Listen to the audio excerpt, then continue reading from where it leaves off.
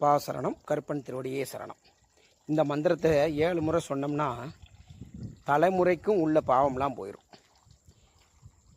இதை ஒரு பழமையான சிவன் கோயிலில் வச்சு இந்த மந்திரத்தை சொன்னோம்னா கணவன் மனைவி அவங்களோட முன்னோர்கள் மூதாதையரோட அவங்களோட அப்பா அம்மா மற்றும் அவர்களின் முன்னோர்கள் அப்படின்னு 7 தலைமுறை சுமார் 267 தம்பதிகள் செய்த பாவம் உடனே நீங்கிரும் அப்படிங்கிறது ஒரு ஐதீகம். அந்த மந்திரம் என்னென்னா, ஓம் ஸ்ரீ சோம நாதீஸ்வராய நமக, ஓம் ஸ்ரீ மல்லிகார்ஜுனேஸ்வராய நமக. இதுதான் இந்த மந்திரம்.